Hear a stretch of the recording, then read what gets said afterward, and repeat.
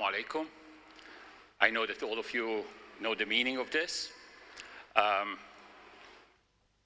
you know, I look to all of you and I say, this is the group that can be called die-hard architecture and heritage lovers, right? You're still in the room after all of this, such a very long day. So I'm really happy to share this session. And therefore, we will have a beautiful, vibrant session for you. And one of the evidences for that is that we will have local voices talking about the local heritage.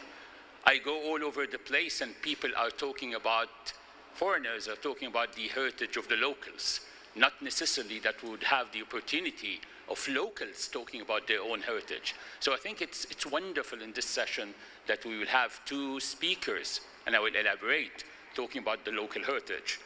And then we will have also two dear colleagues, Professor Nicholas from Oman, a German University of Technology in Oman, and also Professor Salim Fortawi, my colleague from Qatar University. I am in the process of finalizing a book that I am writing in Arabic about what I call the critical narrative of contemporary architecture and urbanism in Qatar, where I described my two dear brothers and colleagues, Ibrahim Al-Jida and Muhammad Ali Abdul, as the local heroes of architecture in Qatar. And I'm not actually flattering them. My description is related to what I called the struggle journey that both of them went through. They came back from the States around the mid-80s, late 80s, and both of them, they rejected the temptation of falling in love only of what they have learned from the States, but they had a sort of local commitment and local responsibility to their country, to their context, to their heritage and their culture. They also had a very severe competition because at that time we subscribed to the model of we want to hire foreign consultants. So imagine in the late 80s for two youngcomers to literally struggle to trying to have a sort of a spot on the platform of practicing architecture and urbanism in Qatar. There are also both of them so much excited about the notion of nourishing the new generations and helping the new generation. So every single day, and I'm observing them quite closely, every single day they're trying to help new generations to sort of continue this process of preserving heritage and also coming out with a new language and a new expression related to architecture of Qatar. And also they have a social responsibility in terms of knowledge share and knowledge dissemination. They write, they publish essays, they publish books, and therefore they want to make sure that this, what I call it, knowledge project is a sort of consistent. I am utterly humbled to share this session, and I'm really looking forward to the knowledge and the learning that I will get from both of you and also from Professor Salim and Professor Nicholas. The order of the session is Brother Ibrahim, then Brother Muhammad, then Professor Nicholas and Professor Salim, and then I brought 4 chairs here because I know that we will have vibrant Q&A session. Thank you so much.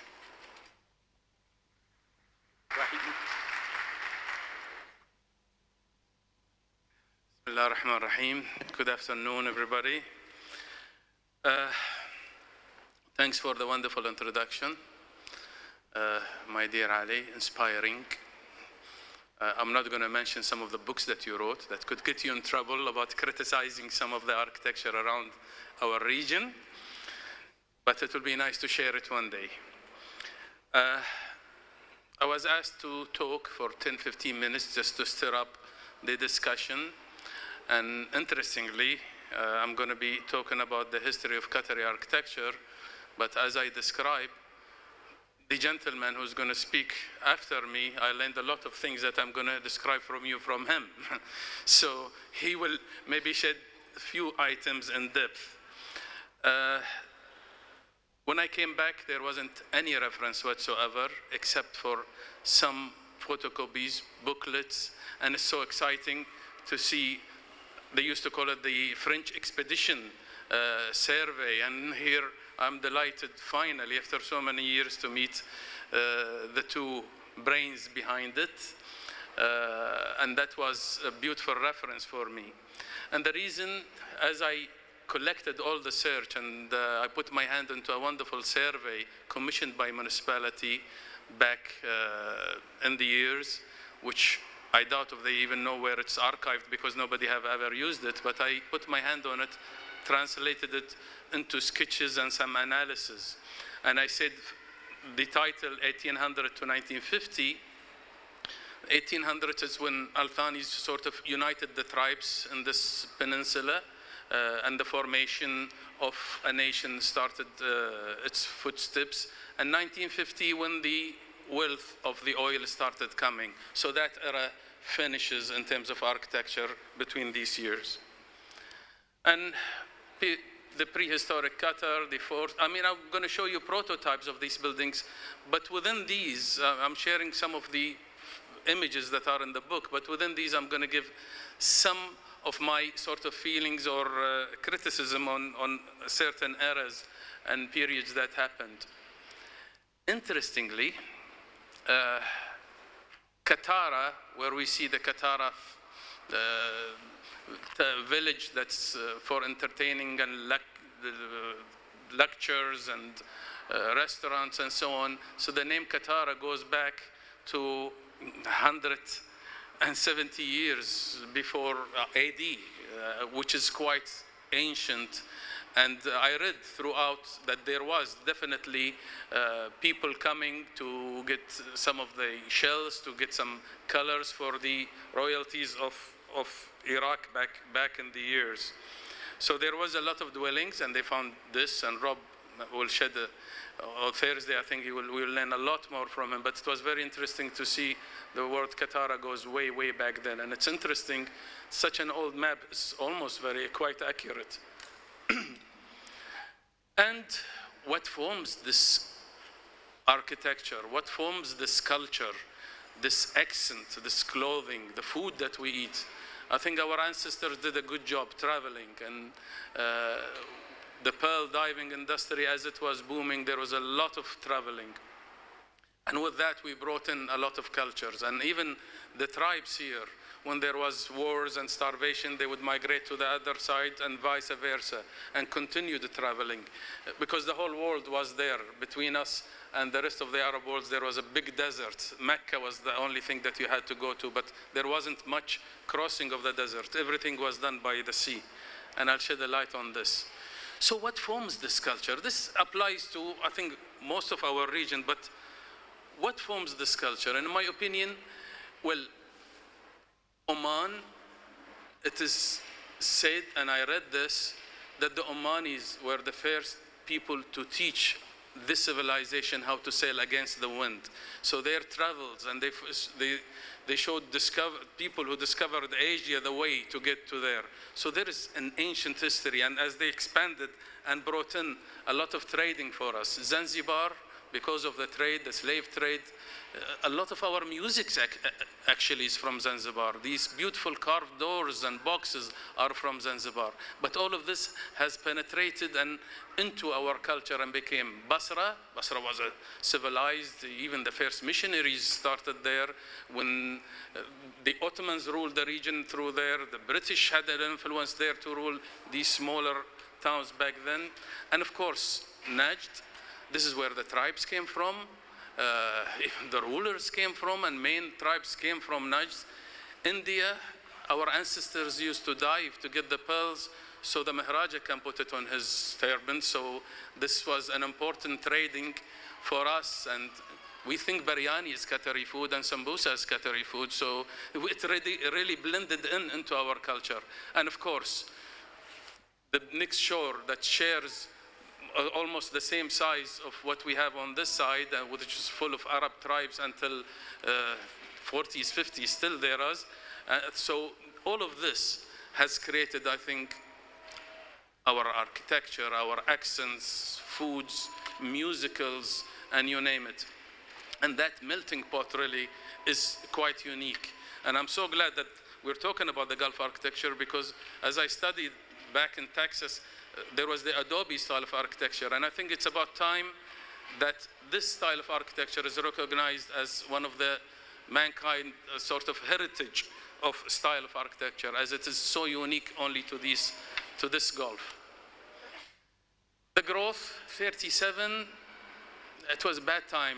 The artificial pearls coming, people were literally bankrupt. There were stories that people started selling their dentures, the wood of their houses, and migrate elsewhere as they didn't have anything to sell. That happened after a thriving, where our fleet of dhows were in the hundreds. That was really thriving, and I'll show you why it was thriving. But again, in 37, the Empire State Building had lifts, and the Brooklyn Bridge had cars. So we've gone really a long way in such a short period. But then with the oil, the growth started coming, and all of us are witnessing. We see all these fancy developments of seafront villas, seafront pearl, or whatever it is, but most of the population had a seafront. You park your boat right in front of your garden, or if you had a garden. That spot in the map is where the best and the most prime pearl diving locations. And it was just right in front of Doha. So Doha and Al-Khor and the city. So even the Kuwaitis, when they wanted to dive, they would come all the way to this location. So that's why our fleet of dhows was thriving, and it was very close. And like I said, when it was a thriving business with hundreds of dhows, and all of a sudden bankrupt, we heard of big merchants got really bankrupt and sold everything they had. So I'll take you through some of the prototypes. The forts, Zibara Fort is quite famous. We know of the Zibara city that was thriving in the 1600s and the 1700s. Schools were there. They even had an interesting water channel that led into closer to the town, but they found a full industry that was happening back there.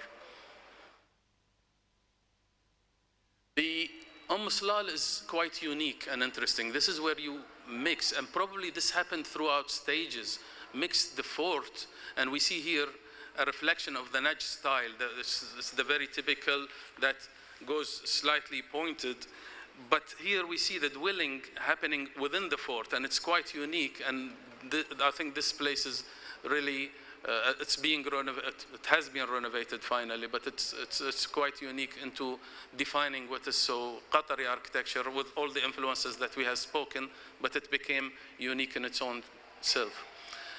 Marwib, it goes back to the Abbasi era, interestingly. So when the Abbasides were expanding, they had a presence within most of the region. Erkayat, it's the 18th century.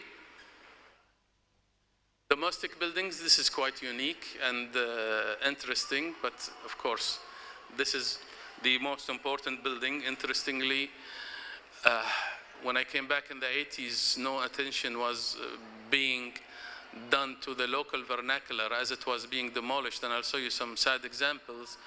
But fortunately, the late Amir Sheikh Khalifa had the vision, and he said, let's renovate this. And he commissioned a team in the 70s to survey and started the rebuilding, and that has won even the Aga Khan Award for restoration. And this became a symbolic sort of reference to what is unique Qatari architecture. And that majlis in that square one in the middle, I think it's a very unique. I have put my hand into a gift for the opening. It was sold in an auction for the opening of the museum back in the 70s, given by Sheikh Khalifa to the guests, a rare piece of that room. And then different type of dwellings, but we see the courtyard houses. Some of these, even when they were surveyed, had extensions that we see, typical squares. But basically, you get a courtyard, you start with 2 rooms. As the family grows, you add rooms, and that's how the dwellings started coming up. Another thing, these recesses that are in the elevation, as decorative as they may be, but they were a structural element that I learned from Muhammad, that they wanted to make the weight of the walls thinner. So they had to recess them because they have less stones to do so, and so they don't put much weight, but so creative that they made it into a decorative feature. And in some cases it will have openings, and so it will catch the wind into whether it's on the roof or into the rooms. This was, again, in the survey, we see it in the posters down under, but Qatar was really never known to be a wind tower architecture. Historically, there was, at least I know of 2, and they say there was a 3rd one. But this was one of the most, the Nasrallah house was the most dominant, fancy one. And it works. I stood under this wind tower, and the breeze really does work. I think it's a genius invention, but the form of wind towers that was used here was more of the recesses and the parapets of the roof, as the roof was an inhabited area and the wind would slide into the roof area. Different styles of buildings, we see patterns, but this is very typical. You'll see the Liwan as a shaded area, and as I was briefly saying this morning, there are very interesting lessons to be learned, at least for the new creative generation, as they use these elements not as a skin, but as a function, as a genius, coping and adapting to the harsh environment around. How could these people really live and enjoy and get still creative into these things? And they had solutions to do that we need to learn from. We started seeing some of the patterns on the right. This is definite influence from traveling, but the size of your room is the size of your piece of wood that you have to hold your roof. So the rooms were not small due to wanting a smaller spaces, but if your denture is 3 meters, so this is as much as you can span. So different examples, different sort of measurables for privacy, but all these houses grew up stage by stage. This is Al-Uthman house, and now it's within the Musharraf project. And I heard stories of when Al-Uthman moves to where Musharraf is, they told them, oh, you're leaving town, you're going so far away from civilization, they're in the middle of nowhere, and that's Musharraf. It's another sheikh's house. We see the entrances are quite important, usually, and there is the dacha, where people sit outside, and majlis is usually adjacent to that. But I remember the days where people would sit outside and greet each other and invite them for coffee and so on. It's a social thing. We see this in a lot of houses also in Al-Wakra and Al-Rayyan.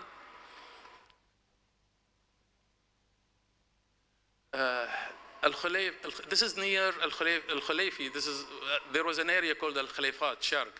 So where the museum was Sharq, and this is all dominated by Salaiti families. And then further down, there was Al-Hitmi, and then Sharq, where the Sharq Hotel is. Al-Khalifa area. It's a neighborhood dominated by certain families in some locations. But this particular building has good memories because they turned it, as they renovated it earlier on, and when I graduated, it was the Fine Arts Society.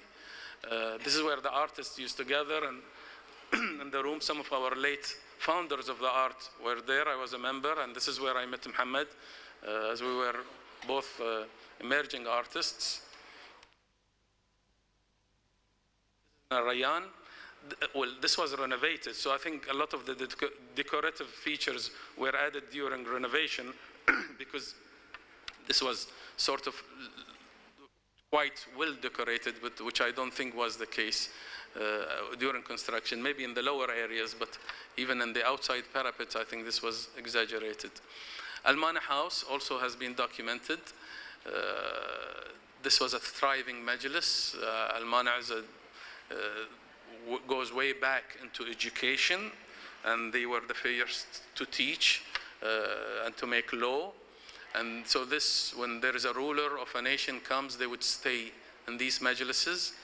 I took this photo, and interestingly, this documents the guy is documenting signing, the architects. This is when they can sign their names on the buildings. We cannot do it anymore. But it's Abdullah al-Mail, and he's saying, داخل الدار صلي على النبي المختار شغل عبد الله الميل. Abdullah al-Mail is the genius mason who built, he was the architect of, evidently, of the rich. He's the guy who built the museum, which is the first example I showed you, the ruler's house, and he built this majlis, and it will be nice to one day have an award or some research maybe in the next sessions, in the next years to come, because his family still exists, and if they have any history of what he has accomplished, it will be interesting to sort of acknowledge his efforts into putting our architecture and our identity. Al-Majid House, this is on where the banks are, Hamad Grand Hamad. Al-Fardan building happens to sit on this building. I think after researching, this was the biggest mansion, biggest house I've seen. It was a gorgeous piece of architecture. The elements even of the wind catchers, you see the pieces of wood in the recesses up there, you open them and the wind would definitely slide into the living room. The liwans, the sort of mashrabiyas are there. It definitely is a perfect example. And as I walked out, the truck was there, and the guys moved in to remove the doors and the windows to knock it out. And you know that there is these incidents that happen to you in your life, an accident or something that will change your life totally. That incident really made me open my mind into what is happening to our vernacular, how can we protect it, and why are we knocking them out? And later in the 90s, there was a great comeback, thanks to His Highness Sheikh Hamad, into preserving this history and documenting it. But the building is gone. Mosques, nobody would dare to demolish a mosque. That's why they survived. And it's really sculptural, some of them. And you would see the size of the minaret, the shape of the minaret was based on the mason, what's material is there. But again, like I said, the span is the span of the dentil that you have.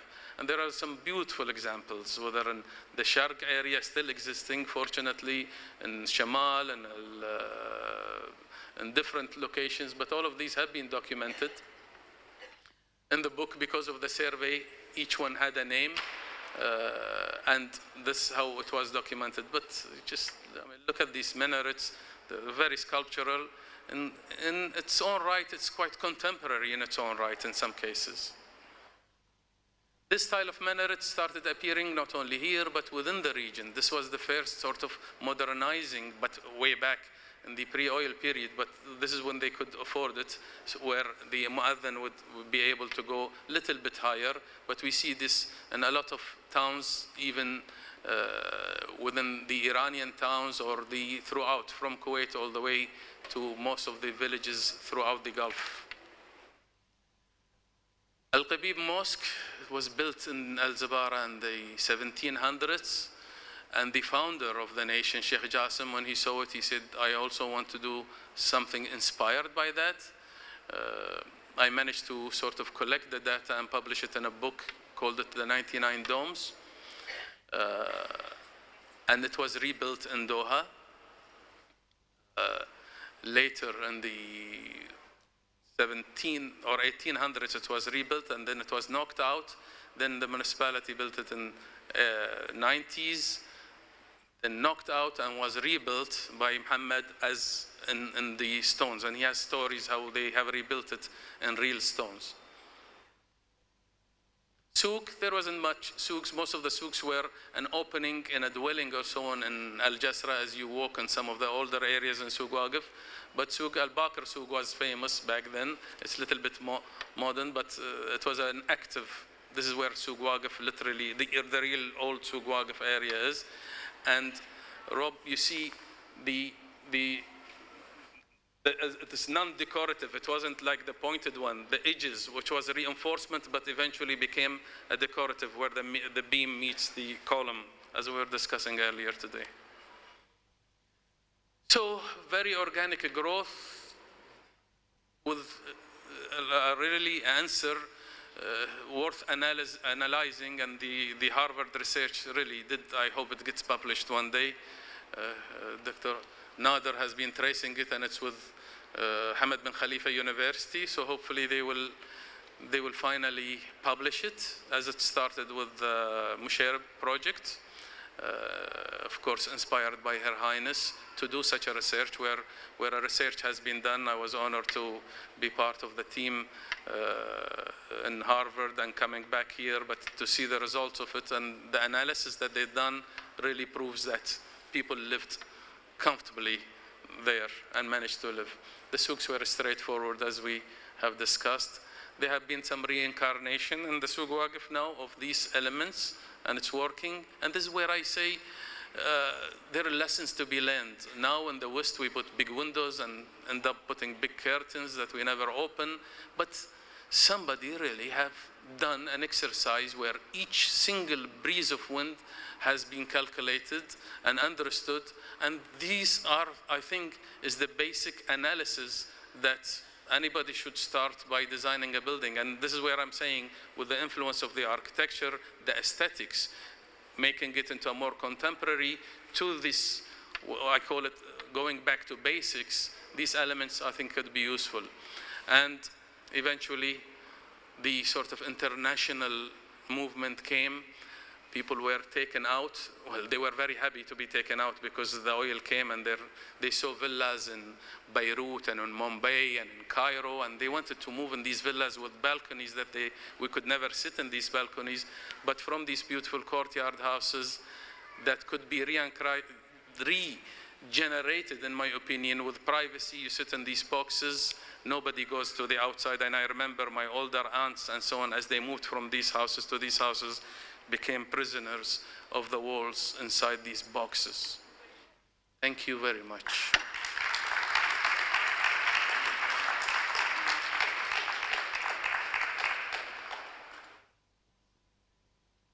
Bismillah ar-Rahman ar-Rahim.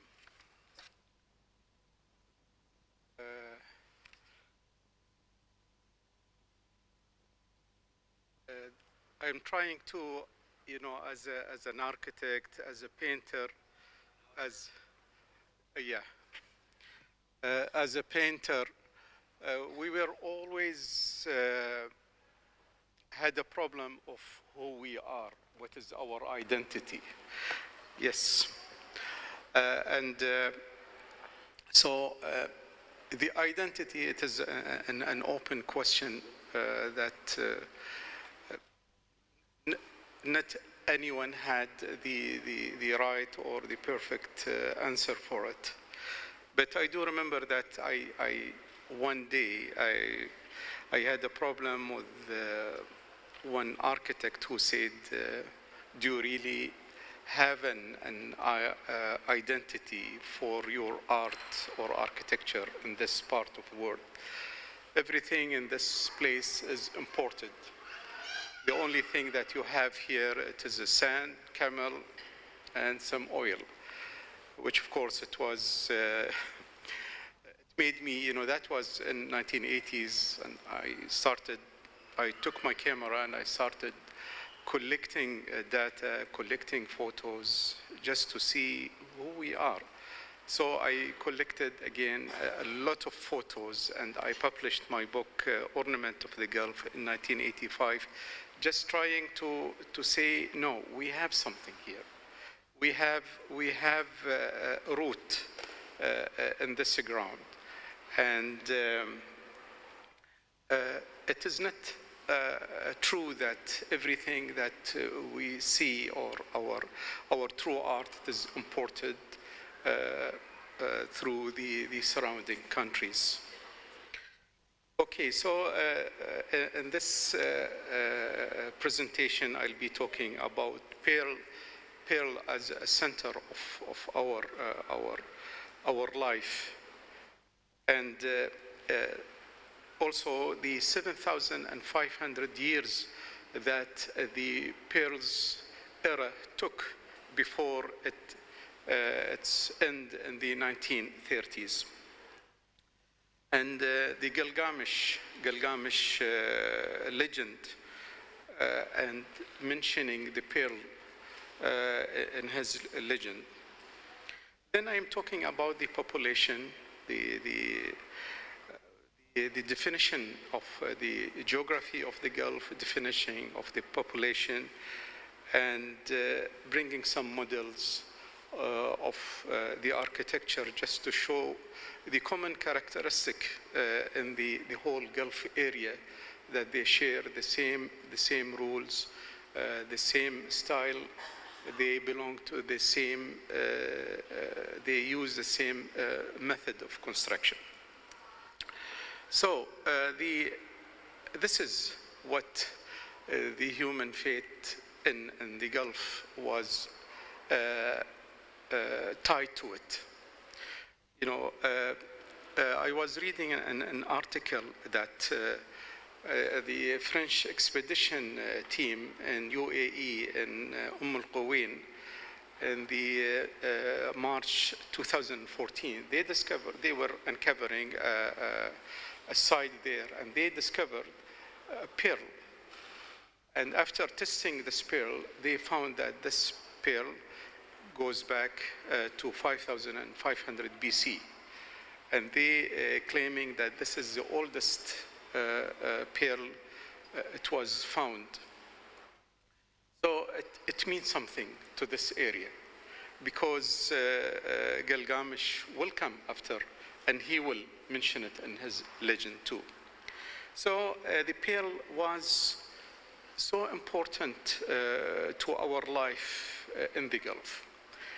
If someone wants to be rich, he must have a lot of it. And the town could be impoverished if they couldn't go to bring this commodity from the sea. And they could be colonized even because of this richness that as a result of having pearls. You know, we know that the Portuguese were in the area and they controlled the area just because the area was so rich because of this pearl. And even when a man loved a woman, the gateway to her heart was to have this pearl presenting her, or it might be her condition to agree with him. And even the stories that was told to the children in the past, it was about the diver and how he was able to go into a very dangerous places and bringing this wealth out. So it is, in other words, this commodity was the center of the life of the people. Now, if you look at the timeline, I call it the Pearl Era. It was, as I mentioned, Pearl of Al-Qawain. It is 5,500 BC. Gilgamesh epic, he mentioned the pearl as he called it, I'll come close to it, the eternal rose. So, and then the Hellenistic, and the end of it was at 1929, when the Japanese pearl hit the area. So, in the Epic of Gilgamesh, it says that there was a snake that came out while he was resting and putting the rose of eternity close to him, and he took it and stole that pearl away from him. So as a story, we say that the snake dies, but he just come out of the dead skin and he is reborn again. So that's because he took that pearl away from Gilgamesh. When Gilgamesh was talking about this incident, he mentioned that he put a stone or a weight to his feet, and he put something to lock his nose to go under the sea and get it. And this practice was known until recently. The diver, they were doing the same tool. They were using the same tools, actually. So the fate of man in the Gulf was tied to the pearl. He was captive to it. He just couldn't free himself. This was the source of the life. This was a source of prosperity. This was a source of his strength in the area for him. But one day, the serpent with red eyes, this is the Japanese flag, showing that it is took the pearl away from the people of the Gulf. And this is, I am just putting it into a metaphoric picture. So when we want to think about the Gulf, what is Gulf? What is the land of Gulf? I think the Gulf, it is like this. It is about 50-kilometer depth into land, going around the sea. If you go beyond the 50-kilometer, you begin to see a different culture, a different style, a different identity. But if you are within this 50 kilometers around the Gulf, you would see a very typical of the Gulf, as I'll show you later on this presentation. And then when we talk about the people of the Gulf, who are the people of the Gulf? People of the Gulf, actually, during the pearl season, people were migrating from the inland, going toward the sea in order to participate in the pearl season, which was from June until September every year. So it was the summertime. So a lot of people were coming into the Gulf to share this wealth that will come out of the sea. Some of them, they stayed in the Gulf. Some of them, they went back. But the main stream of immigration, it was always coming from the peninsula. And sometime, if the political situation was unstable, they will even move to the other side of the Gulf. What was the norm of the life for the people in the Gulf? They had two kinds of life, the summer and winter. During the summer, as I said, it was only during the month of June till month of September, people were all busy with the sea. And after when they were coming to a month of October, everybody moved to the desert. The desert was so generous, and the rainfall was much higher than now.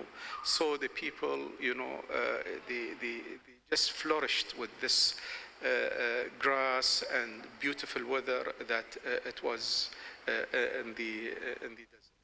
But they weren't resembling Bedouin. They are totally different, the Bedouin culture that we know about.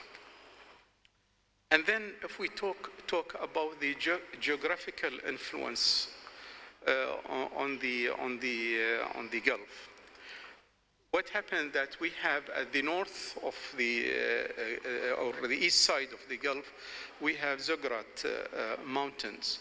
And these mountains worked as a barrier for the northern culture to come to the Gulf.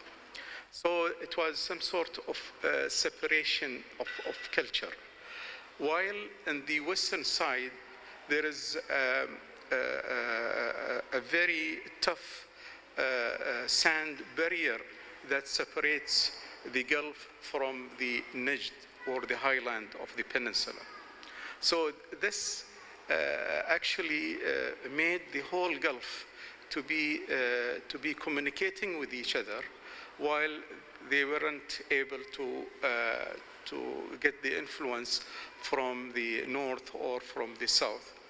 And to my opinion, I think that the Gulf people were so active. They had a very strong sense of identity and art and culture. And they have influenced, for example, the Calicut area and the Zanzibar area. And not as a lot of scholars talk that the influence from there came to our area. And I have the evidence to prove that.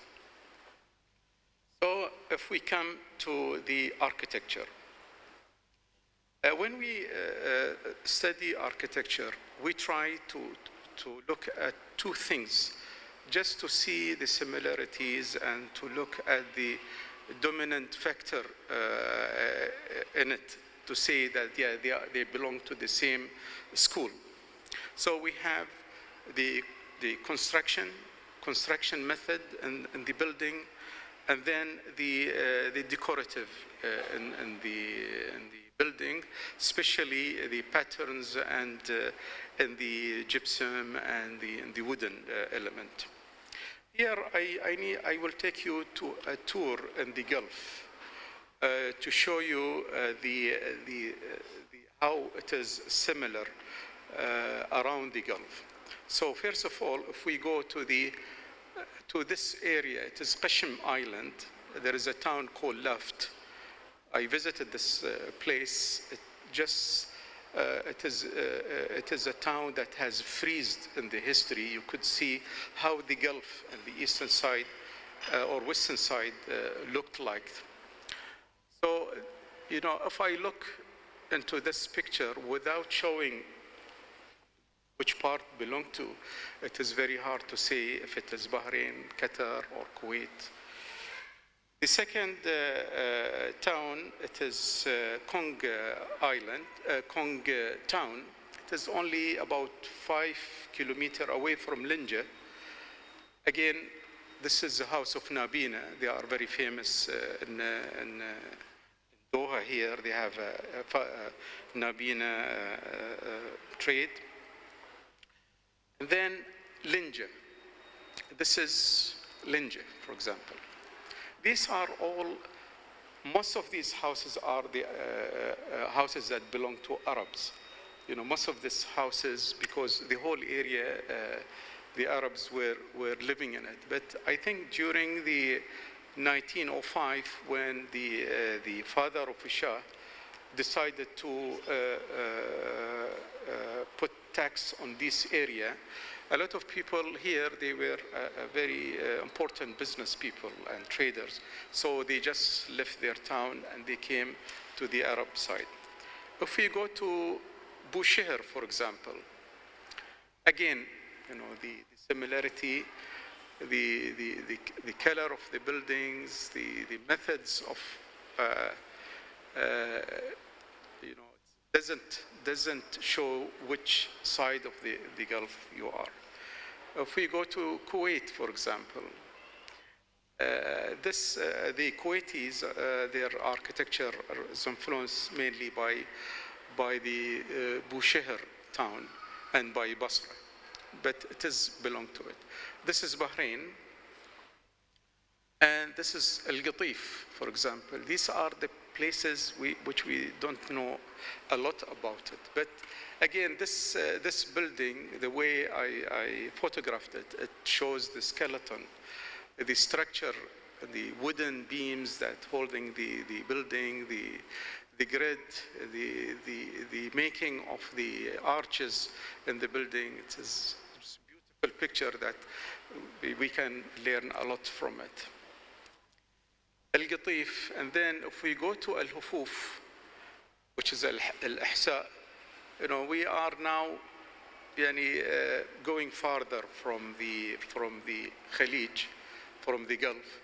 Here we begin to see a little bit a different style, different touches. They are closer to Najdian, the highlands of peninsula. So here you begin to see a little bit different touches. And of course, Lusail in Qatar. And the last picture is about Dubai. So these are the mainly a very quick tour, just to show the similarities of the architecture and the surrounding the Gulf.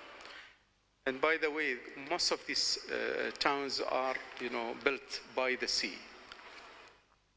Now, if we want to talk a little bit about the unified rules and grammars in the buildings.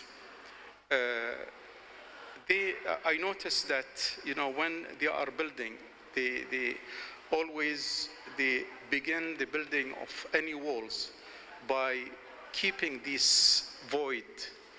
It is 30 centimeter columns and 90 centimeter void.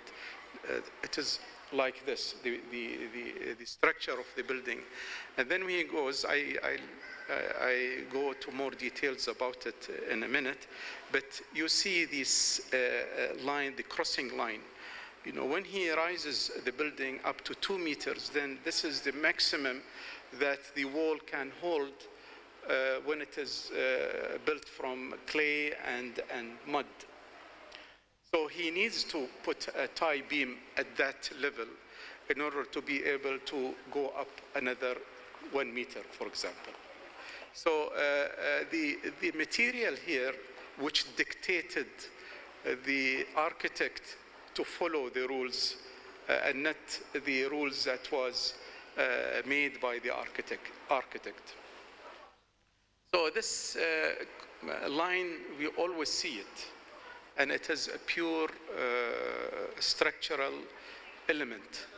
There is no decorative element that we see in this. This is a pure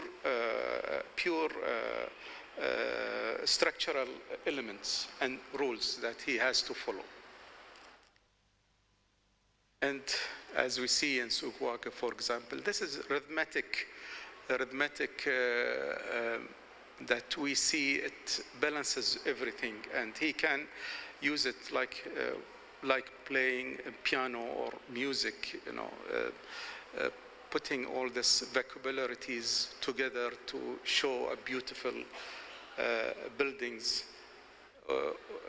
There is no colors. There is no color except the color of wood in the building. But because he playing with this recesses and with this deep void, he's getting, he's catching the shadow and coloring his building with it. So if we go to the construction method, I'll flip this one quickly. So he starts with the foundation, and then he has to build a colonnade wall. It is like this. It is the space between the columns is about 90, and the columns itself it is 30, except the corner one, which is 50 by 50. Then after that, he needs to put a tie beam, which is dentil. And then after putting this dentil, he is able to go another 1.5 meter, probably higher.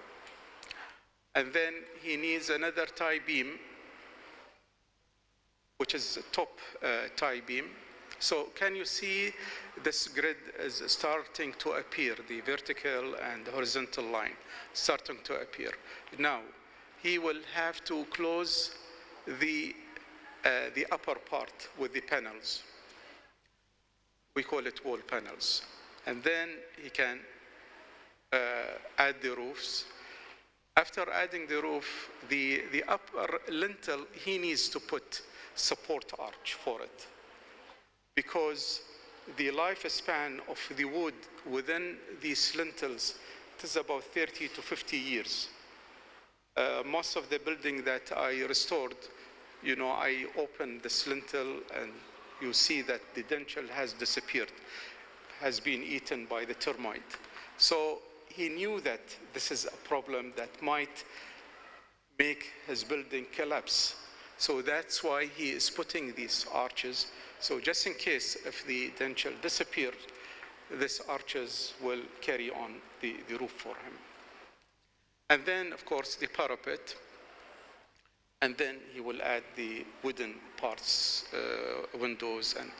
And when it comes, looking at the building like this, it is supposed to be readable by the architect. You know, he knows where he needs lintels, he needs, and when he rendered the building, it just give it this beautiful decorated facade that he will get. The columns, he is using 3 types of columns: the square one, and the arches again 3 types. The rounded one, half rounded like this one, and then we have the cylindrical columns with pointed arch. And the last one is the cornered support arches. It is actually because he is using at that point dentils, wood. So it is very dangerous to not let that kind of support to be there. Otherwise, if the dentil disappear in 30 to 50 years, that means the whole ceiling might collapse. And thank you very much for your listening. Thank you very much. I would like to introduce myself briefly. My name is Nikolaus Knebel. I'm a professor of architecture and urban design at the German University in Muscat, Oman. And I have the feeling that given the context here, my presentation is maybe a bit of a risky thing because I'm not a historian by background, even though I'm very interested in the history of architecture, and I'm not from the region. I'm a German architect. However, I've been here for 8.5 years in Oman now, and I'm always happy to find an exchange with the neighboring universities and academics. So my background is that of an architect, a researcher, an educator, and I'm interested, when I reflect about what I teach to my students, is the question of what matters. What really matters that I prepare for them as knowledge. And I think about that often because in my career over the last years, I have taught in many what's called emerging markets.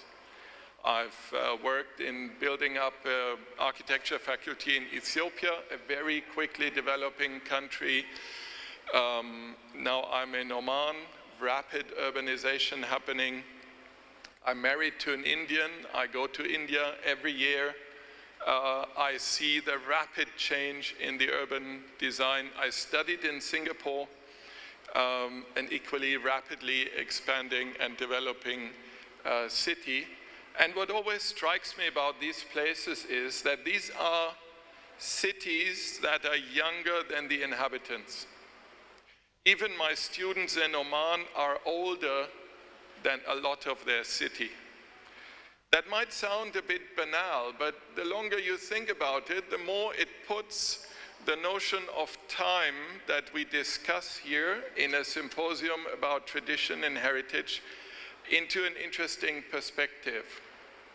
And therefore, I'm very happy that there is a discussion about the question of where is the upper end on the time scale for defining what is traditional architecture of the Gulf. So my contribution here is to reflect about the 2 terms of efficiency and identity.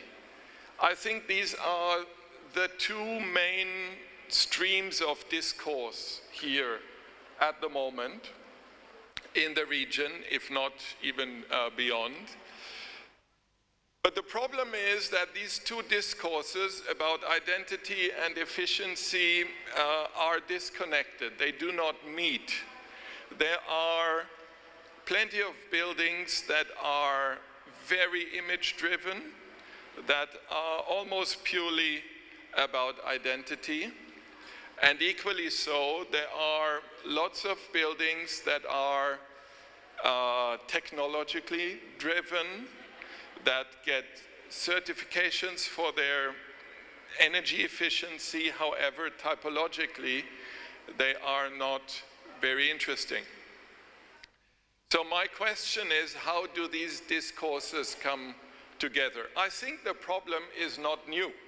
If you read about architects practicing in the 1950s, 60s, you find a discussion of the same kind. For example, one of the members of SOM, Nathaniel Owings, said when he designed the Hilton Hotel in Istanbul in the late 50s, I think, he said it felt to him like doing Turkish architecture and American plumbing and heating.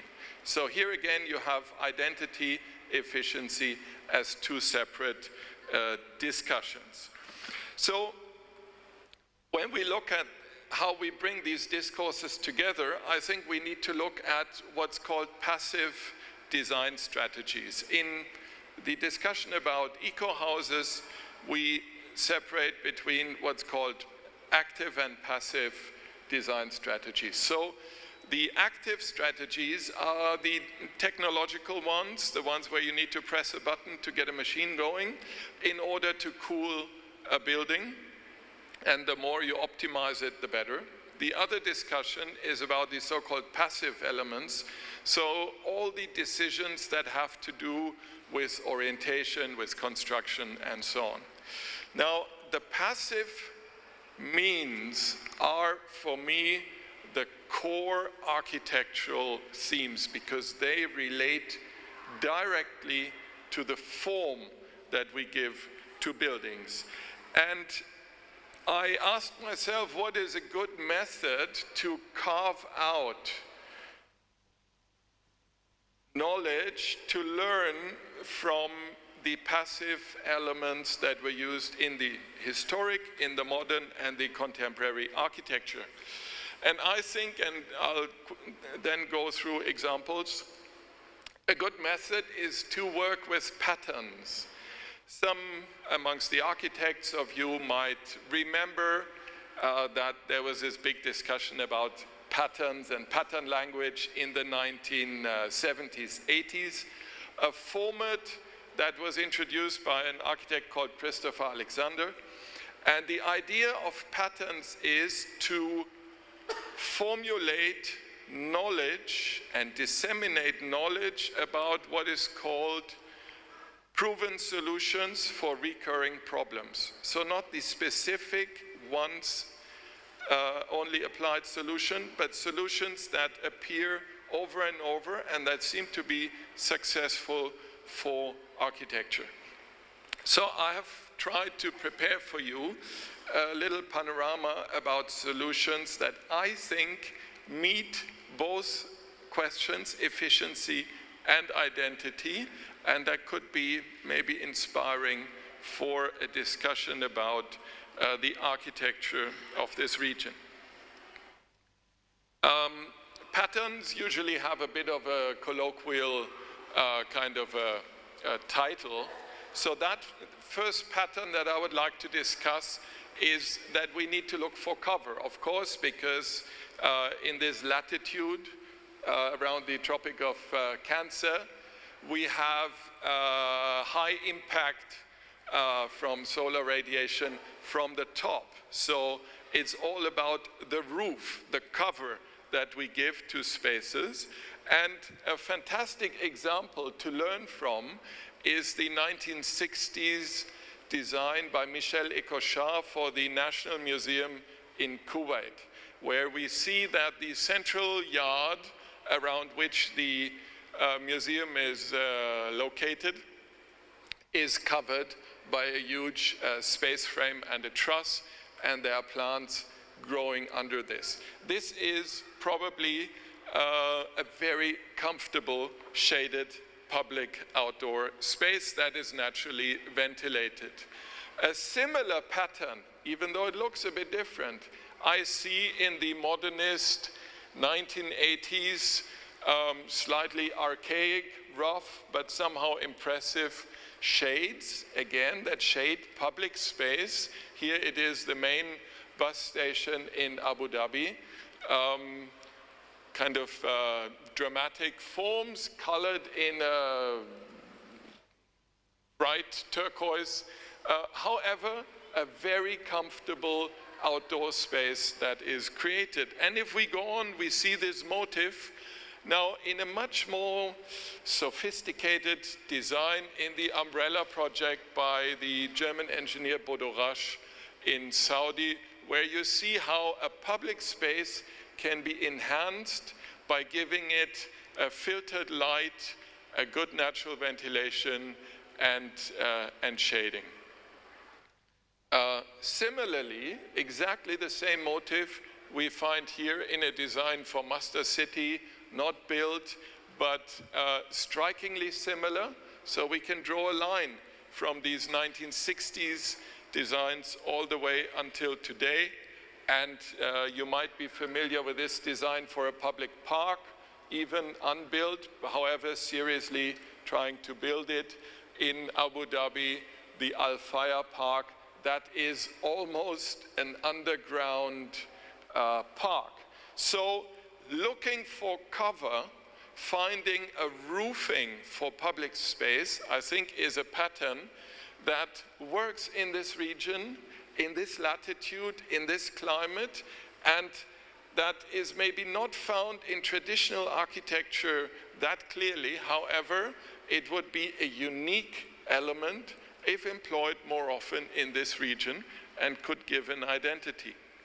Now, if we look further into public space and now a combination of how public space and buildings interact, we see that the buildings are coming under the roof. Here we have, this is not Paul Rudolph, sorry, this is CERT, the US Embassy in Baghdad. This is a wrong title, sorry.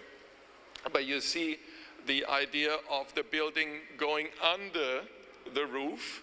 And one of my favorite buildings in Dubai, the Dubai municipality from the 1980s, where you see the representative buildings where the city council and so meets, going under this roofed area, and the public space that is cooled with a water body and with a semi-transparent roof. So a typology of architecture that is modern, that is efficient, but that really works in this area, and therefore I think could be part of a discussion about identity. The Bahrain National Museum again uses this interplay of roof and volume, and of course the fantastic new building of the Louvre. Don't know if you've been there. Last month I had the pleasure to be there. Shows the power of creating a shaded outdoor space through having a kind of a umbrella over a cluster of small spaces.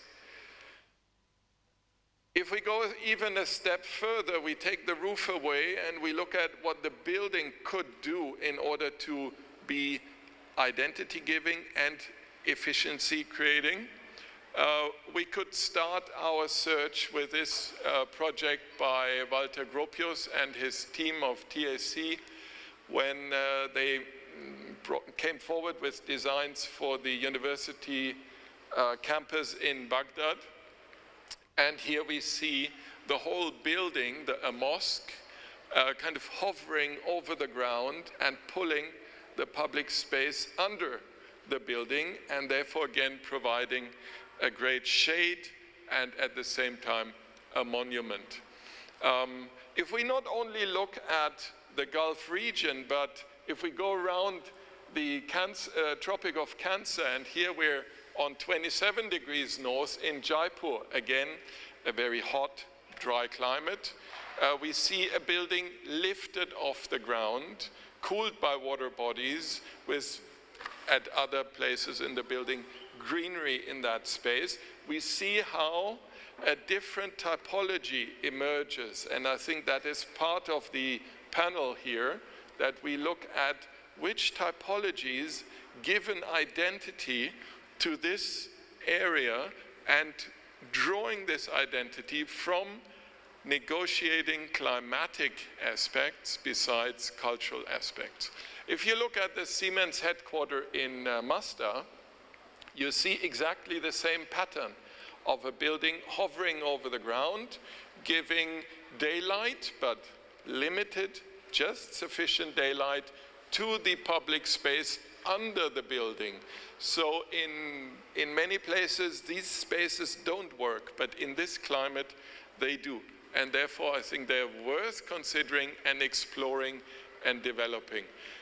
Here is a pavilion for the Dubai Expo by Danish architects, big, where you see, again, the building is over the public space. So the public space is not in front of the building, but under the building.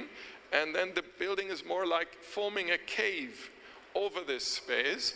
And there's controlled light, water, plants that make the place comfortable. Another pattern we could carve out from the panorama of these projects would be summarized under the slogan, to take the outside inside. For example, here, a school in the UAE where the classrooms are clustered around a central courtyard. In the middle, you can see that roof over the central courtyard sticking out. As far as I could research, I might be wrong, but that's my guess, this courtyard is an outdoor space. However, it's almost built like an inside space. So we have this blurred border between what is actually inside and outside.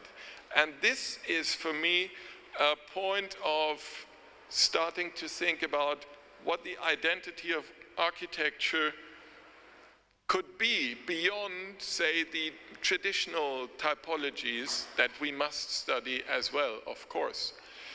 In the fantastic structuralist building of Qatar University, we find similar spaces where actual outdoor is indoor, where it feels like an interior, but it's actually an exterior.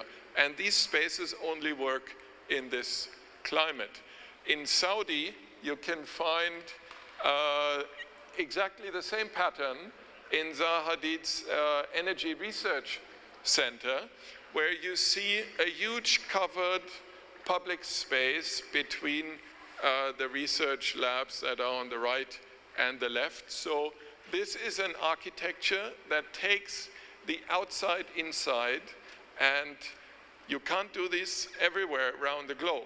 So there is a local uniqueness that can be exploited here.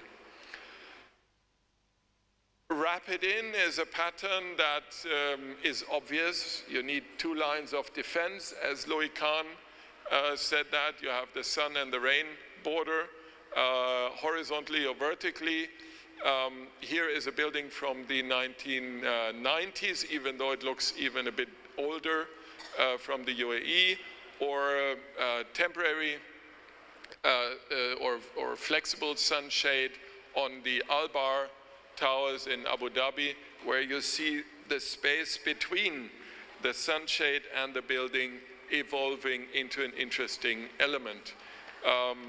You can find similar discussions in some of the towers in Dubai, where shading and structure are being merged.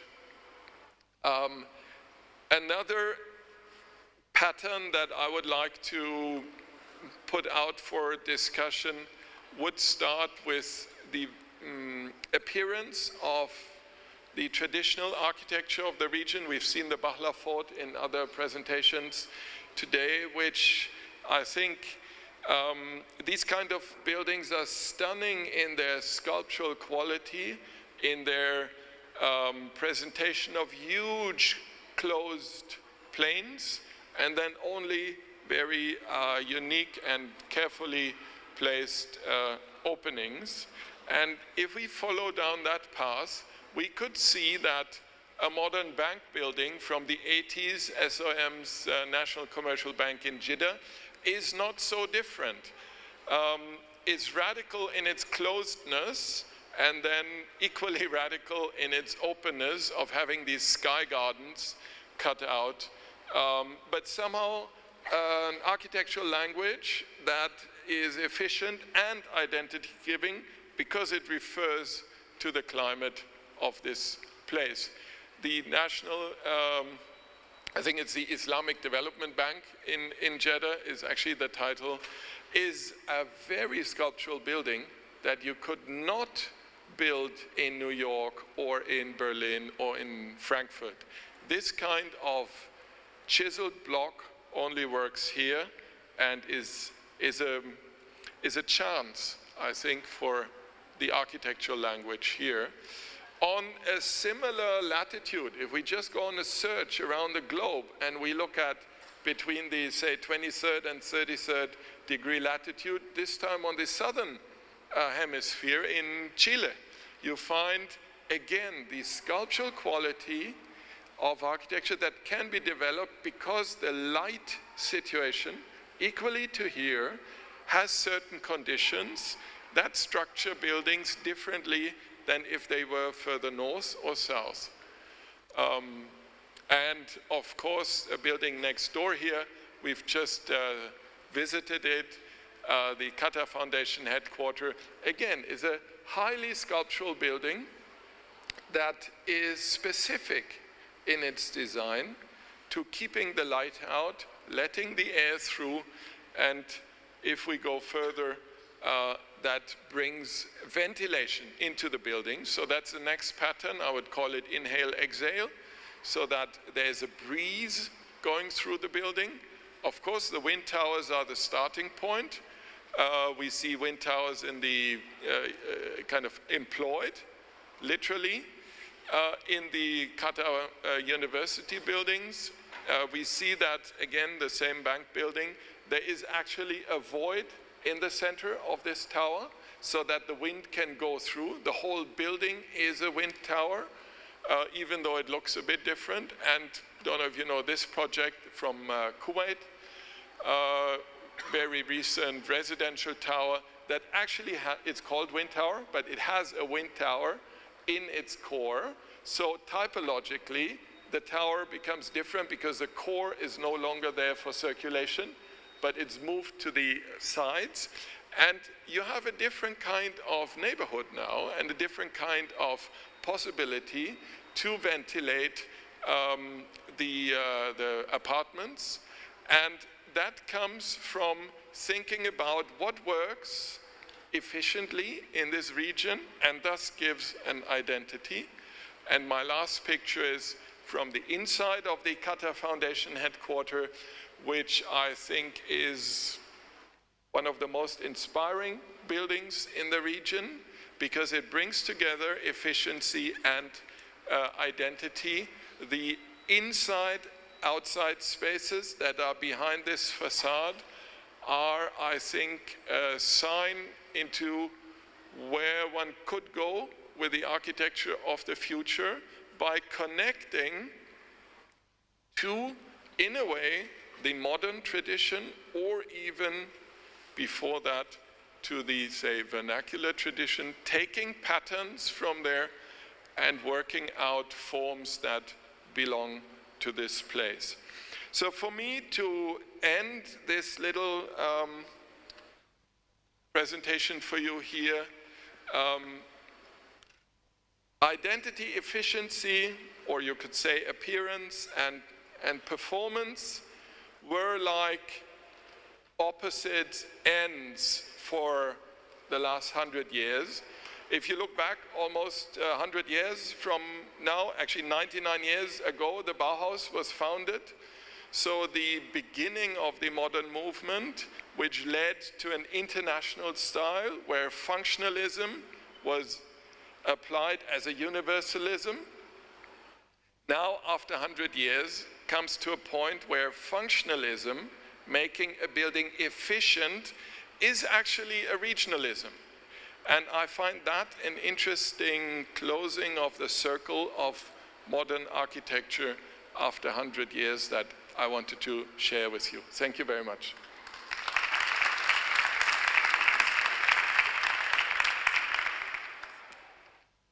Assalamu alaikum.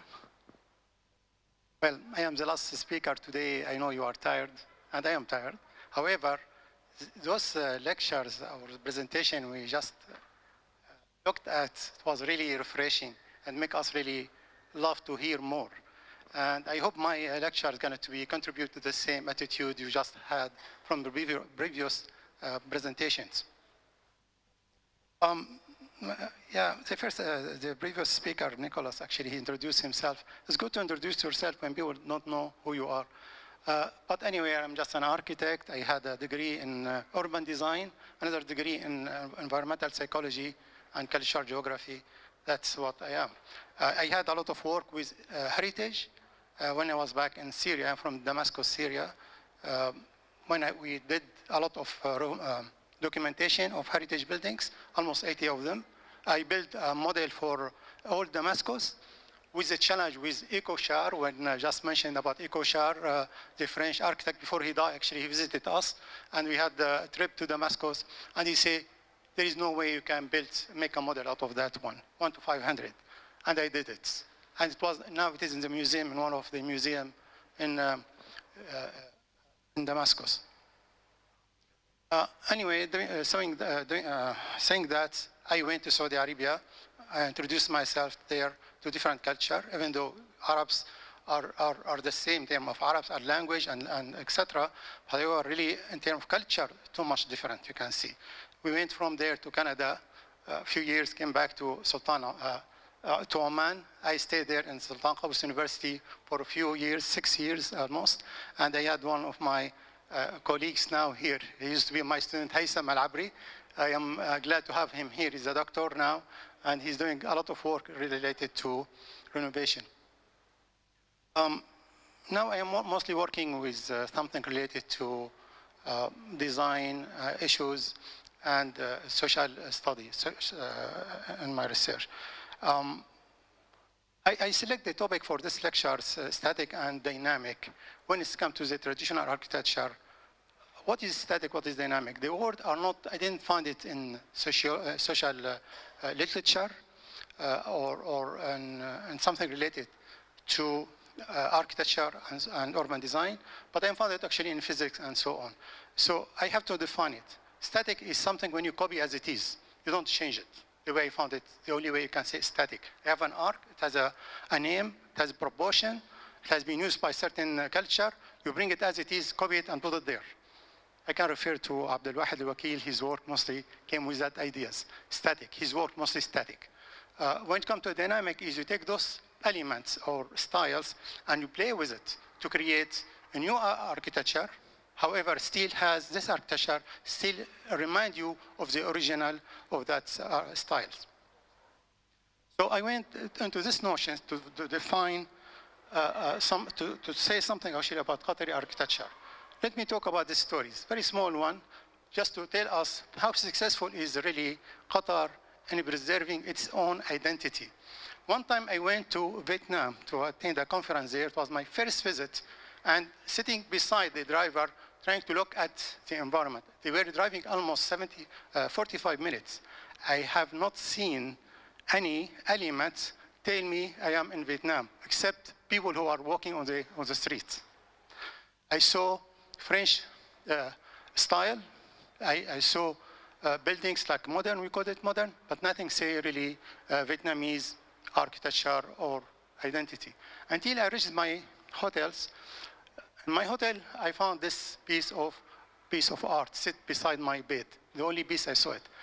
And I asked about it. They say, well, this is really contemporary art, however, it represents also Vietnamese architecture or art in one way. So it has been divided into two parts, mostly with more ornamentation to go back to their heritage, and the other one was with modern. So it's combined in one pieces. I love it, but I came here to the same story about Qatar. I say, okay, when I left the airport, going to the university, what can I see? Everyone can see those light fixtures, very big, huge columns with Islamic art around it, Islamic pattern. You say, okay, is it belong to Qatar or to another wider identity? People mostly refer to it as Islamic, most of the cases. We go there to the Orient Hotel, Sharq. Also, you can see there some heritage. And as you move in, you can go to Souq Waqif, you can see it. You can see Mushayrib now, and you can see Museum of Islamic Art, and so on, until you reach the Qatar University. You can see also this male old campus, also remind you about something about the region itself. So I say now, well, Qatar is doing fine. Doing is knowing how to preserve its own identity, and also the most important things, it has very good introduction. Once you are getting out of the airport, you are introduced to the culture. I haven't seen that in Vietnam. I will ask any country have this kind of really notion. They're trying to recreate nice introduction to their own identity from the time the tourists, when they leave their airport, they can see this identity or not. This is my questions. I think Qatar is doing fine with that in that regard, and the thanks go actually to Ibrahim Jida and Muhammad Ali, who they are here, who are having them, and they have their excellent presentation just now. I just make this one very quick just to see from 1950s, here it says 30s, 50s and so on, when we have the tradition was almost dominating the architecture identity. So if I was before that, the red line, this refers to the tradition, could be stable, straight. But from that time, I start from the 50s, start to go down very sharp. That means architectural identity of Qatar got thread. People will not apply it for some reason. And the modern architecture, which is the green one, start really soar up in its domination in this region, or in this area. Other architecture might be the Islamic architecture. It's not really strongly presented when it comes to analyzing the buildings in Doha, but it is there, even though now it's going a little bit high, but with a slow implication. So now the question is, the shift and move of Qatar identity happened. And at the same time, we still have the presence of the tradition of Qatar.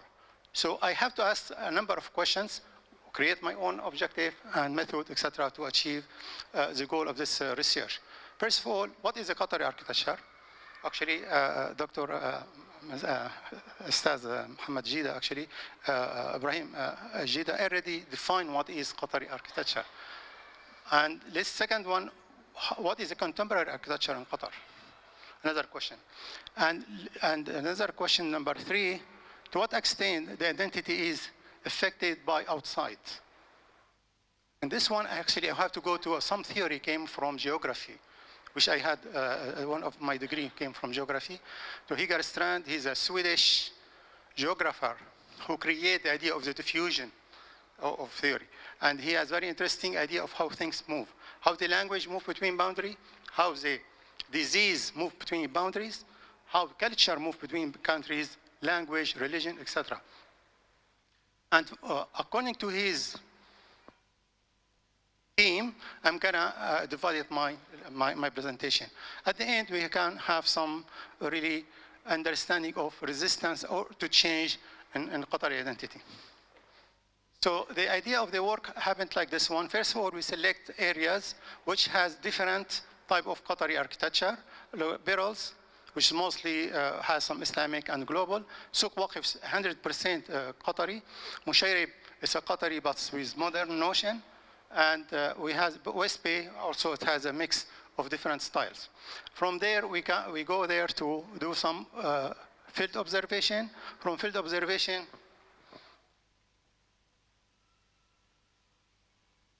Forgot, I don't see.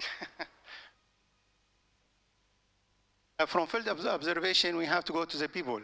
Why you have to go to people? Because at the end, we are building for people. Our concern is the user, number one.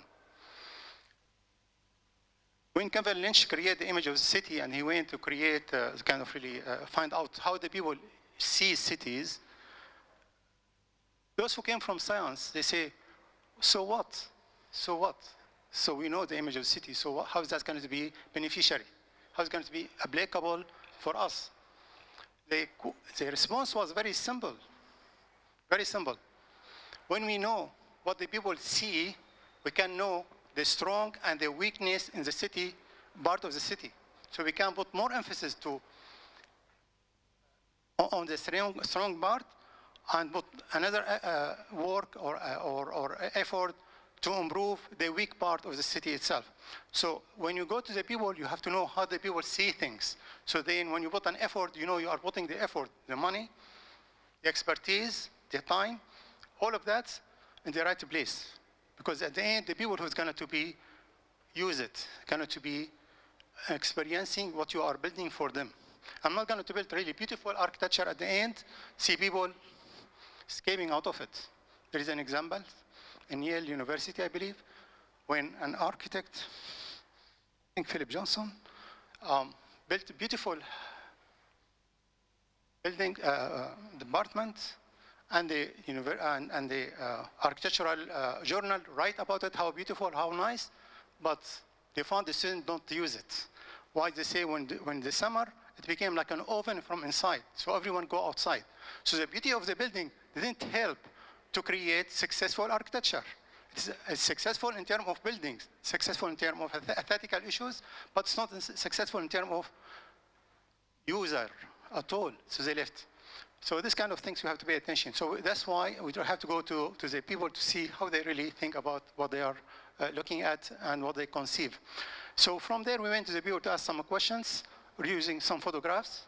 And at the end, the participant asked to also relate to diffusion theory regarding their knowledge, interest, resistance, decision, implementation, and adaptation of emerging ideas.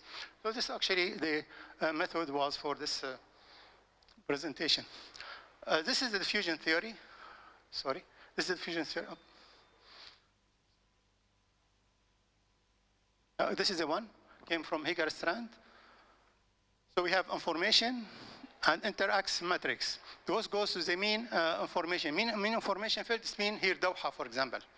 And you have information flowing from outside, coming by expatriates, or by media or anyway, or any means. Interaction matrix, when they meet together, how things really interact. Either there is a barrier. Barrier, that means there is a mountain. And one of the, like Muhammad Ali, before Mr. Muhammad Ali, he said there is a mountain when it's created, or there is a boundary to show that this is a Gulf culture are different from the inland culture because there is some barrier between them. It's one of the barriers we may consider it. Another barrier could be the language or the culture or the media, for example. When you are not allowed to interact with other people. That's happened when we have Syria dispute with Iraqi during Saddam Hussein and Hafez al-Assad. They say people cannot interact to create really political barrier between two people, two societies who are one, but they cannot talk, they cannot interact in any way for almost 30 years. So imagine that can't be happening. So now if both of this information are reached the mean of information field, so in this way, and they survive from the resistance and the barrier, so we'll have to have the field when things happen. Is Doha, for example, we either take as it is, the international style, or you may work with it to make it fit your own taste of the beauty. Example, the pizza in America and pizza in Italy. The pizza, you eat a pizza every day. You say it's American pizza or Italian pizza. When the American take it, adapt it to change it to be American. It's totally different. So when I ask one of my Italian friends, he say totally different from Italian pizza, for example. Here is the same thing. So you can adapt something, but you may put your own flavor to it, which is here your own identity. It became mixed between the source, where it came from, and your own local identity. That's what we call it sometimes postmodern architecture or new vernacular architecture. And this is what happened. So this is a theory, and this is the theme. I'm going to work on it, dividing the research according to that one. Here, by looking at the history, I'm not going to talk about the history anymore. We heard from the source, the pure source, about the history of this place. However, I'll refer to one thing. Look at these two pictures, for example. Doha before and Doha now, and you can see the difference between both of them. I refer to Norberg Scholz, if you know this writer, he's a German, about his Genius Loci book, he wrote it, when he say there is potentiality or beauty of something, but we don't see until we implement it. For example, he said if there is two mountains, if you put a bridge between them, you can see there is connectivity between these two mountains when you apply bridge to it. And here I can refer to the same idea of his thought, saying that all this beauty of now, what we see of the shore line of Doha, Corniche line of Doha, was hidden until we discover it as a designer. You are living in a place, they have, before 50s, they were poor people. When they discovered the oil, everything changed, right? So the land is rich until we brought this richness to the surface and it became really, looks unique as it is. So Doha, the same thing, has a lot of rich in its identity, in its heritage, in its people, but we need to bring those together, somehow discover them to create uniqueness to the place as we can. So this is the way I look at it from these pictures. Another one here, just remind everyone about how the Islamic architecture usually as a city, Islamic city, how it looks like. There is always center of mosque and commercial and leading main road to the center, and the buildings are surrounding this place. That's what usually happened and also in Doha, but Doha from before and now, we can see there is more than one center. This is a global trend, more than center. So we refer to another theory which says city within cities. City within cities. So Doha is not one city. Some people may sit in part of the Doha for their entire life, never seen the another part of Doha, because another part of Doha, it has its own center, its own neighborhood, its own activities, and if you don't have any business with it, you don't go to it. So Doha has become really growing up with more than one center as it is. Very humble 3 image of different type of buildings. I bought this one because I'm going to analyze those very quickly by looking at that one. So the summary of looking at quickly about this architecture, to look at the main element of architecture and divide them between static and dynamic. As I say, static is something, if you change it, people will not recognize it. So it has to stay as it is. Arc is one of them. Arc, we have a number of types, 12 type of arcs in the world. There is a Mamluki, Seljuki, Osmani, Romanian, Kotek. There is so many of them. Once you play with them, all of them, we cannot say pointed arc just like this. There is many arc are pointed. So which one pointed arc are referring to? Is it the one Ayubi pointed arc, or the Seljuki? What they refer to it now as Iranian, which is not Iranian, it's Seljuki arc, pointed arc. They are totally different. So this arc, it has to be static. If you want to apply it, you have to refer to it, or give it its name. Once you change the proportion, the whole arc type changes.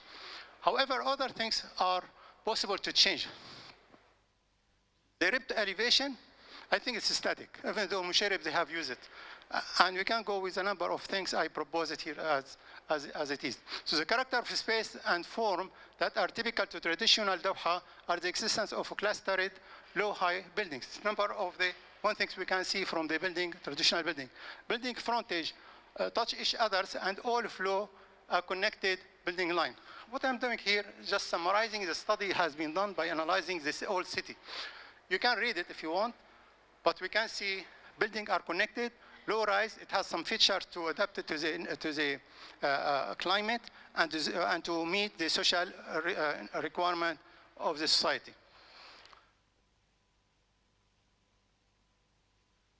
From that one, we start looking at different regions. We select we select 4 areas, as I say, with different architecture and urban design pattern. The first one is Pearl, Qatar. Is an example of mixed district architecture.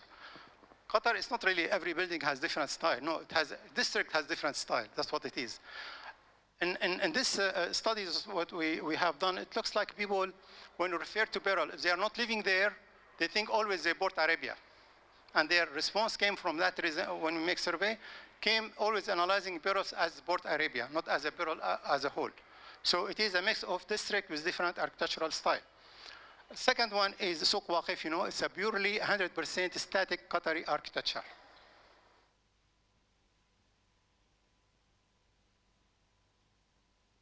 Third one, sorry, since talking about Souq Waqif, just a quick, an old interview happened with Mr. Ibrahim Al-Jida.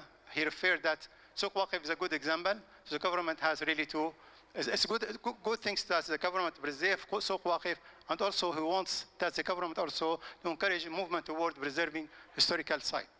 That's beautiful things came from the local people who experience and see the success of such work.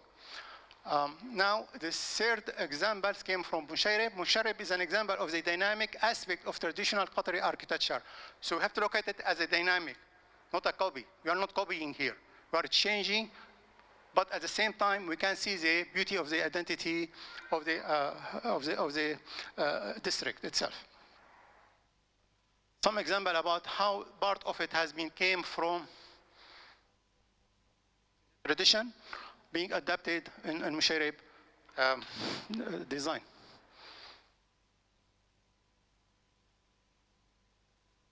OSP mostly international style. However, the most important thing is Barzan Tower has been set in a corner that when people go to the OSP, always come across it somehow. So if you ask them about it, does it have any Islamic or Qatari architecture, you say yes. However, if they have taken different roads, they may say no, because most of OSP looks like international style, more or less. Now we ask the people, we have almost 90 people we interview, and we ask them just to put a ranking, which one of the building they think is more representing Qatari architecture, or we can see that Souq Waqif was number 1, Musharraf was number 2, Pearl number 3, and Westby was the last selection for them. The idea of this, the idea of arranging card, I use it in my PhD a long time. I found it very easy for people. People usually don't like to answer verbally, and difficult to start reading a lot of questions. Make the interview as a game. Put on a card, say, can you put them in order the way you like? And when they do that, we record it. This is what happened. And this is we can see Souq Waqif still on the top of the list of people selection. Another survey was looking at different buildings and asked people the same thing. How much is it really Qatari or Islamic or international or a mixed style? Those pictures they are. And you can see Barzan Tower, Sharq Village, and Muhammad bin Abdul Wahab Mosque has the top presentation, percentage. The mosque of Muhammad bin Abdul Wahab was almost 89, almost 90%. People say it is really represent the local architecture. While the Sharq, they look at it as 72, and Barzan Tower as 63. Sounds acceptable, those number came from the people. Another two different buildings, and Musharraf and modern art, the Museum of Modern Art. We can see that Musharraf has 60% as a Qatari, 30% as modern. However, in the Museum of Modern Art, 77%, we can see the elevation of it mostly Qatari looks like, and 10% only as modern architecture. Another more photos. I see there are 10 photos, and how this people really select their they are Qatari or not Qatari. You say West Bay, almost 87. They say definite non-Qatari as a modern non-Qatari. Now we look at elements. So first of all, yeah, I'm almost done. First of all, I was looking at district. Second, I was looking at building style. Now I'm looking at elements. We set a number of elements. I will look at only 6 elements now to see how the people see this one are Qatari, non-Qatari. The first one was ranked, the first one was Barajil, ranked as 89, 82 as a Qatari element. Second one as 85 as an Islamic, the pattern. The third one looks like they called it as Islamic again. The third one here, this Mashrabiya, 98 as Islamic, almost 100. When you look at the wooden traditional ceiling, you see that from down there, they say it's 96 as Qatari, which is interesting. And the last one is the tower in West Bay. You look at it as 71 as Islamic. But they don't say it's really as Qatari in any way.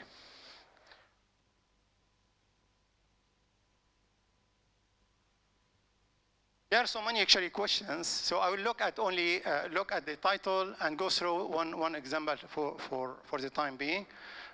Here we're trying to look at the main information fields. We ask people right away a statement saying that the identity of Qatar survived from the encouragement of the contemporary architecture. 35 they say agree, only 35 agree. That means they still people think it might not. Contemporary architecture in Qatar is a mix of style and doesn't present Qatar. 74 they say agree, and so on. So there is a number of questions like this. Another questionnaire was asking people about the information interaction, talking about the influence of the modern architecture. They found the commercial has high influence in terms of architecture. When you go down resident list, an institution has 20%, government and educational. However, religious and industrial, 0 influence of modern architecture. So many interesting questionnaire has been set, and as you see it, barrier resistance. Yeah, okay. I can, here we are talking about barrier. We can see the reason why some of the international or modern architecture didn't go through, they say building regulation. Without building regulation, you may find more modern architecture really imposed on Qatar. So building regulation put something. That's the way people see it. Religion, lifestyle, and the climate has created a barrier to use or to copy modern architecture in Doha. Okay, since I've been getting some thread that I have to finish, wrap up. A preference, which style they prefer. Most of people, 42, they say prefer traditional. That's interesting. And combine, we have less. There is a number of questions here. People ask statement, they look at it. I look at the first one, say, today Qatar architecture has a strong connection with history. 70% agree, strongly disagree. Wow, and so on. So I'm sorry, I cannot go through all of these. There is 3 of these pages, 10 questions, 10 statements. And this is a summary of those 10 statements. Recommendation from that one. So when we look at this one, we have to do some recommendation. However, if you want to go through it, you are welcome. I read only 2 of them. The yellow one, the urban and architectural identity should provide a sense of continuity with heritage context. So the idea is not to say, yes, bring everything as it is, it's beautiful, it's going to be accepted for Qatar. No, it has to have some really continuity from the heritage of the place. In response to the climate circumstances, the use of open courtyard, etc., should be considered as a statically or dynamically adaptable element. So that means, remember those elements of Qatari architecture can be used in one way or another, either as static or as a dynamic. You adapt them in your design, and you can see you are preserving the identity of the place.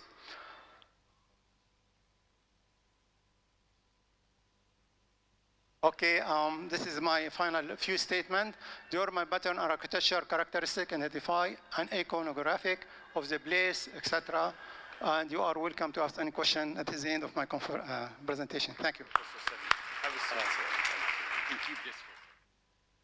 I think you would agree with me that we had a very, very interesting session. And I want to open the floor for discussions, but I just need to provoke you and stimulate you a bit by sort of shedding light quickly on what I've kind of learned personally from the four narratives.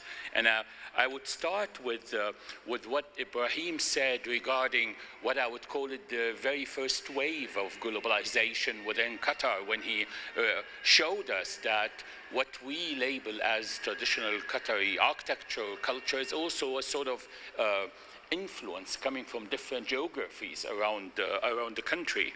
And he stressed also the idea of how to learn from principles and concepts as opposed to learn from the skin or only the visual vocabulary of the heritage. And what was interesting that Brother Muhammad continued or substantiated the same argument, suggested also that it's a fundamental question, is an existential question to ask about our identity. And he narrated this beautiful story about a friend or a colleague telling him, what do you guys have in the Gulf? It's only a desert or a couple of camels. And how he narrated with us a very long historical story that suggested that we have a very concrete identity and sense of being. And also he stressed the notion of the language of architecture as opposed to the style of architecture, which was also interesting, the word language, because Nicholas also presented his paper based on the notion of the pattern language. I was a student of Christopher Alexander in UC Berkeley. He authored a wonderful book called A Pattern Language, and he used the word language to suggest that within any language you can be very creative. So language is not a straitjacket. On the contrary, you can, as long as you know that it's a set of principles and concepts and meanings and ideas. And therefore, Nicholas creatively started to come up with his own pattern language regarding our regional and local architecture, and was suggested in beautifully narrated 8 patterns. Each of them would start with a beautiful slogan, and then how the slogan is represented in a way that again can open a lot of horizon for creativity and innovation. And then finally we had Professor Salim suggesting that architecture and heritage has static aspects and dynamic aspects, and he had his own interpretations for that, which I think would definitely open the floor for a lot of debates and questions. So I'm expecting a lot of questions. Who would be the very first hero? Here you go.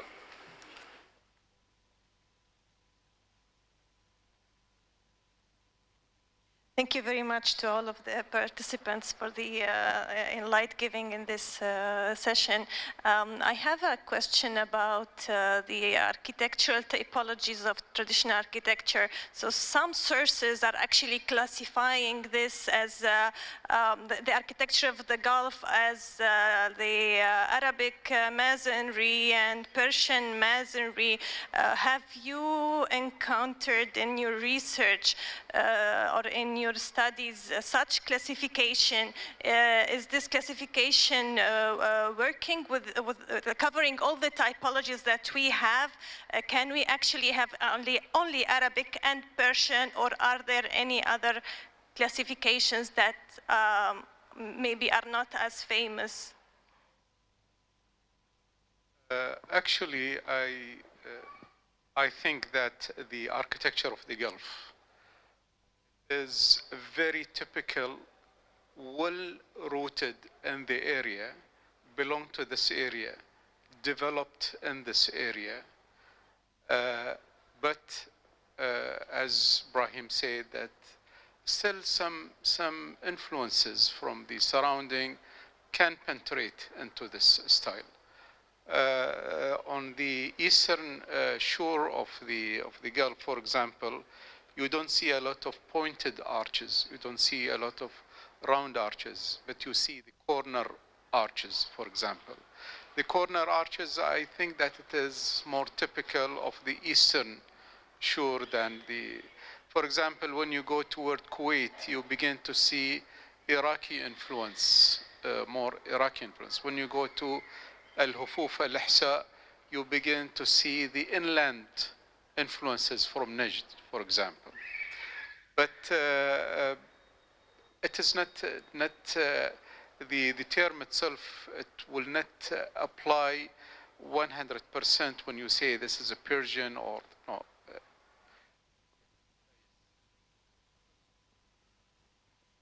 Go ahead. All right. If you are asking about the origin of things, you have to go deep in the history. The courtyard is not Islamic, but has been adapted and became an Islamic. It was mostly Assyrian style. And there, the courtyard has no colonnade, no, it's called mashraqa, or like a terrace on the upper floor, or windows, called it corridor from the upstairs with windows. They don't have that one. It was only like a hole, but has been adapted because it's good for privacy. When you talk about the E1, it was used to be used in the Temple of Fire in Persian history. And they use the god of fire or the god of whatever, they put it there. Has been taken and been used because it has really good mixed or marriage with the inner courtyard, because they put it in the south. That's what you mean. The Arab masonry type would have bearing walls and then the roof without any decorations and with minimal openings on the walls, whilst the Persian style will have these piers and the recessed panels and decorations that we have seen, for example, in the example of the National Museum. So this is the classification that researchers are now adapting. Okay. Ibrahim would respond to that. Go ahead, sir. Actually, as much as we were influenced by the trade and so on, the shores of Persia were sort of influenced architecturally by the Arabs. It's not vice versa. But as these Arabs migrated there, they have adopted to some masonry, some techniques, to the wind tower, and brought it back. So it's an interchange. So the Gulf architecture belongs to the Gulf. There isn't such a thing as Iranian Gulf architecture or Qatari Gulf. It's all this unique, beautiful vocabulary has been created within these shores and exchanged. And it depends what materials you had and what prevailing wind you had. There was some adjustment. Otherwise, I wouldn't say this is given to that or this. There was another question here. You mentioned that cities are younger than their inhabitants.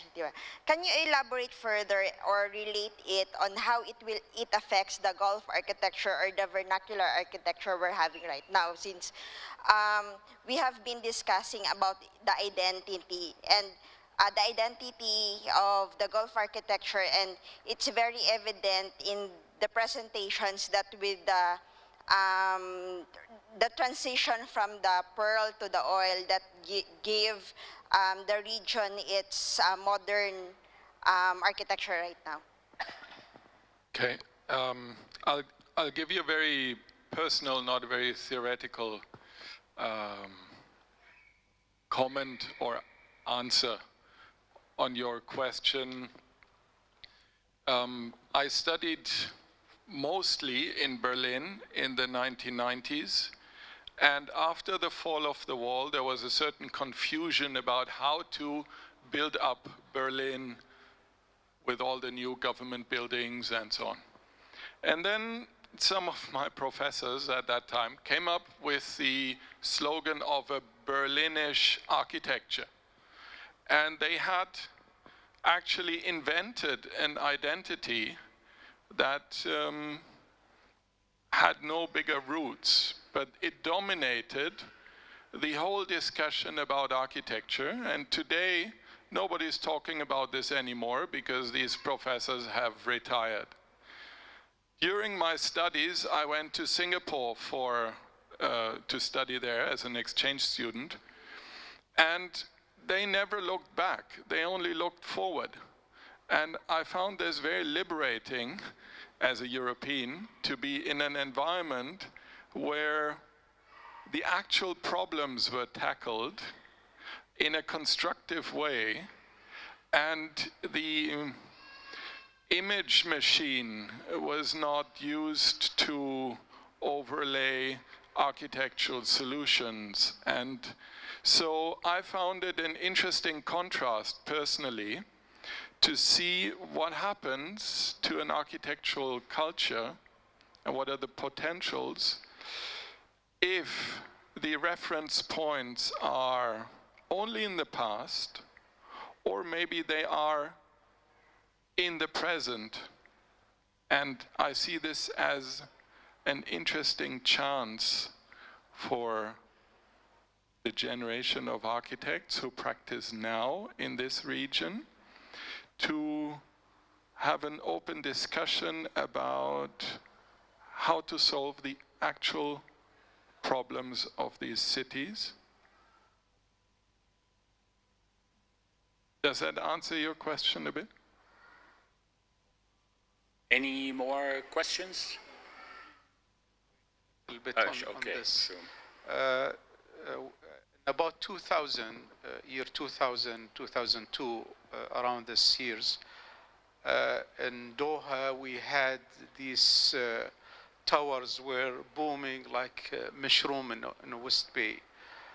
And actually, it was frightening that we were losing our local architecture, and at the same time, the internationalism and globalism was invading our town without doing anything. And actually, it was His Highness, the Father, that felt about this danger, and he took the decision of bringing back Souq Waqif to its what is today. And I felt that part of nostalgia that you know, when we see these glass towers, we feel that we are alienated by this modernism. We feel that we would like to see our past because we see in it a little bit of romantic, a little bit of warmth of our purity of our past. So bringing back the Souq Waqif, I think it was insisting, no, the local and our local identity should be obvious and should be clear. We will not let this globalism swallow our culture and our identity. Fatma, you have a final question? Okay. So I'm really sorry because, Fodil is my great friend, so I cannot. Final question. It's very final and very short. Bus is already over. Oh, sorry. You want to delay it for tomorrow? It's fine. Go ahead. No, go ahead. It's for Nicholas again. It's your presentation, your cover slide is efficiency identity. Very briefly, in 2 short sentences, where was the identity of the Gulf architecture presented in the buildings you showed to us? And what do you refer about efficiency? Was it tested? I would call it energy efficiency, spatial efficiency, function efficiency. How was that evidenced in certain buildings, especially the one in Kuwait, the Wind Tower building, 2017, by AGI? Thank you. Okay. I think you're touching the right next chapter to research in.